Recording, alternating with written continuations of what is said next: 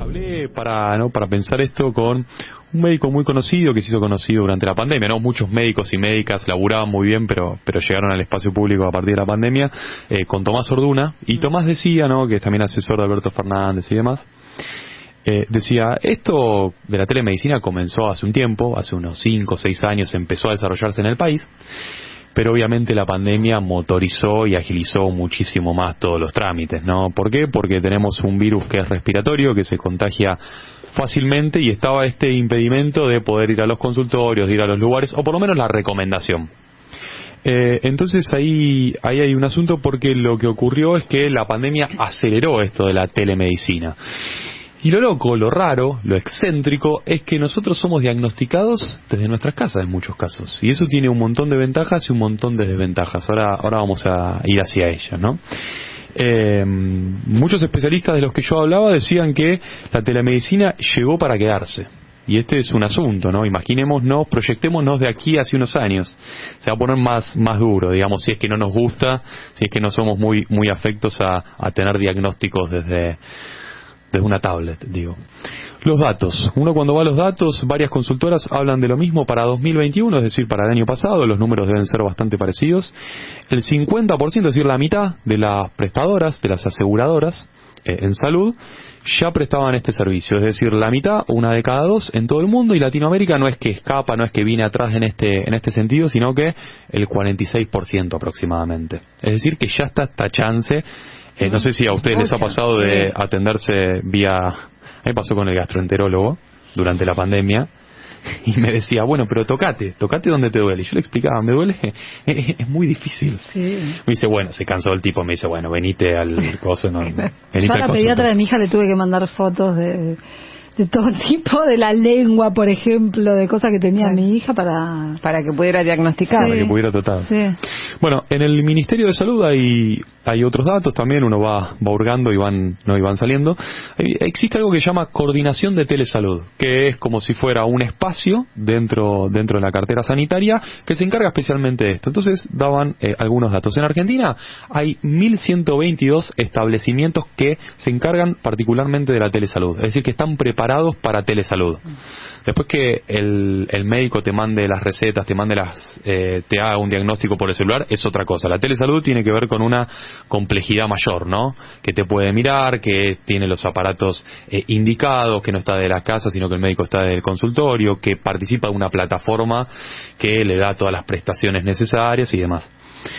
Y de esos 1.120 establecimientos que yo decía, hay 9.500 profesionales de la salud que ya están atendiendo y que utilizan... ¿Y es una distribución federal o se concentra? No, se concentra por supuesto en Buenos Aires, algo así como el 70%, como siempre, ¿no? Se traslada a todo. Pero el dato es indicativo porque, más allá de los números solos, que yo te digo 9.500 trabajadores de la salud emplean la telesalud, lo cierto es que para octubre de 2020, es decir, hace un tiempito nomás, eran la mitad, eran 4.700. Entonces, es decir que la cuestión está creciendo. ¿Qué dice la OMS en todo esto? Dice que de ninguna manera lo virtual va a reemplazar a lo presencial, debemos ir hacia una complementariedad de los servicios, ¿no? Y acá Tomás Orduna me decía algo lindo cuando yo hablaba con él, me dice, hay acciones que resultan irreemplazables.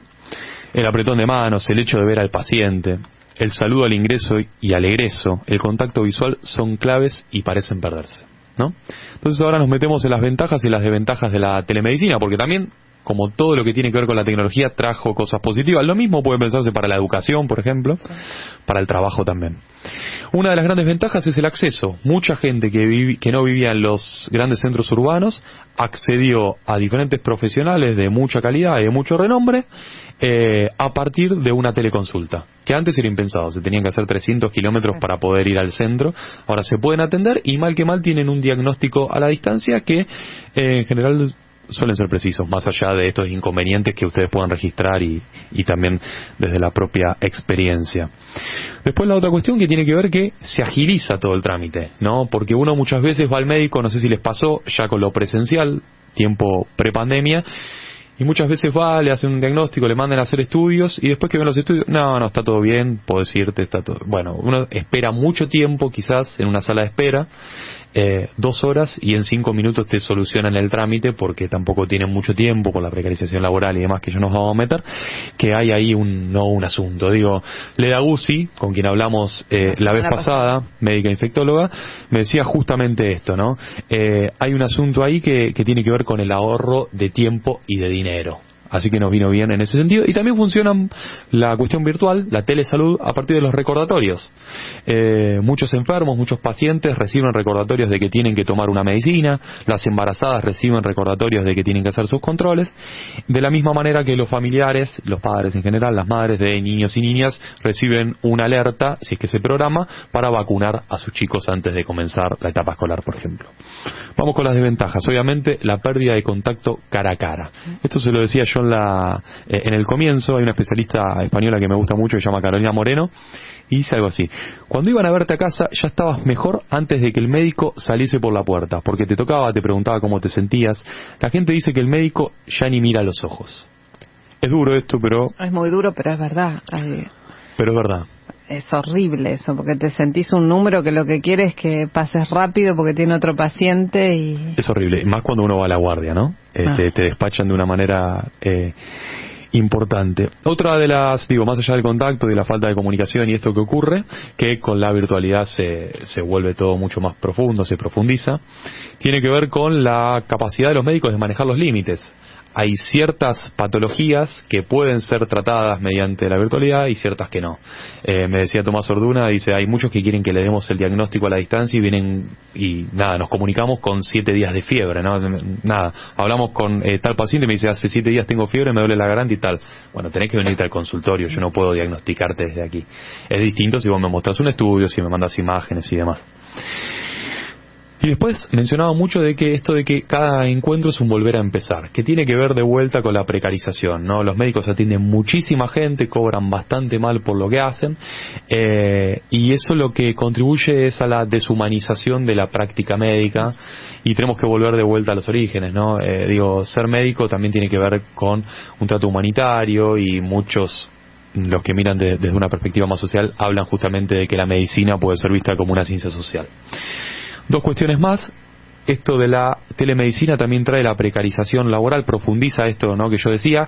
En el asunto es que la atención virtual no está regulada. Es decir, muchos médicos reciben recetas, reciben un audio de un paciente que lo atendió alguna vez y le dice que le quedó el celular y le dicen: che, ¿me podés recetar tal cosa? ¿Me podés decir que tiene mi hijo, mi hija? ¿Me podés decir? Bueno, eso es un acto médico, me decía Leda Guzzi. Más allá de los favores que nosotros hacemos. Pero ahora los están pidiendo, que te piden el código para poder pasarlo como una consulta. Sí, muchos te piden el código, y en el caso que me comentaba Leda, y también alguna cosa decía Tomás Orduna, me decía, bueno, algunas veces también está en nosotros, ¿no?, que no sabemos cómo decir y cómo poner el freno. Tenemos una red de contactos y conocidos, y nos cuesta decir, che, por esto yo necesitaría cobrar, estoy haciendo mi laburo por más que no te parezca.